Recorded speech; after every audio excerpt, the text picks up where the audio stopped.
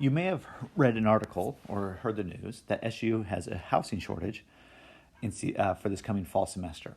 So I want to talk a little bit about what does that housing shortage look like. And we're going to focus on the market for rental properties. And so we look at the green line represents the demand for rental properties. And that is a typical downward sloping demand curve. When we think about the supply curve might look something a little more like this, where it's a lot more straight up, or what we call inelastic. And that is because in the next 2 or 3 months, it's really hard to create new supply of rental houses. One way to do that is to build new homes. That's not possible to do within 2 or 3 months. Another would be to convert a home that you currently live in into a rental property. That's also very difficult to do. So as a result, it's upward sloping. Now, it's not exactly straight up and down because as prices get higher, someone might be willing to rent out a single room in their home. And therefore, it is not straight up and down. It's not perfectly inelastic. But what this shows then is at this supply and demand, let's see if I can get that right on. Oh man, I'm not very good with this. There we go. So there's the quantity. And then here's going to be the price. Now, what happened recently in Cedar City? Well, what happened recently is that the demand for rental properties has increased. And it's increased for multiple reasons. One is because SU is admitting more students. This increases the demand, and therefore such an increase in demand would raise the price of rent and increase the quantity. It's also that a lot of people can work remotely, and as a result, that's also increased the demand. And so there's several factors that are leading to an increase in demand.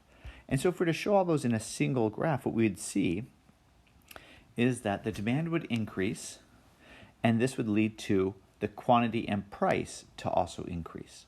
So that's just the demand side. So let's go ahead and delete these here and just show here is our new demand curve. So this new demand curve would suggest that prices should go up and that there should be more housing. Not a lot more housing, but a little more housing. That's the demand side. Now, if we talk about the supply side, what's happened is during COVID, fewer students were physically in Cedar City. As a result, a lot of renters found it difficult to rent out their apartments to students, and therefore they changed renting from students to families. And as a result, this decreases the supply of rental properties because families might live in these homes for 2 or 3 years, and therefore there is a lower supply. So that might have that effect. Right? And then we might see another further supply is a lot because home prices in Cedar City were so high. What happened is that many investors sold their investment properties from renters into buyers. So this would further decrease the supply of housing. And so if we look at the overall effect, what we might see is the following. So here we have our new supply curve. Here we have our new demand curve.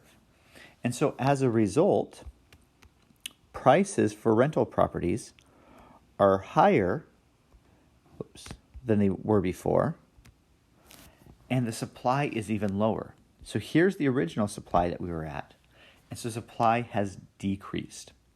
And so this explains the issue that's happening in Cedar City. It's not just that demand has increased, but it's that supply of rental properties has seen a significant decrease in the area.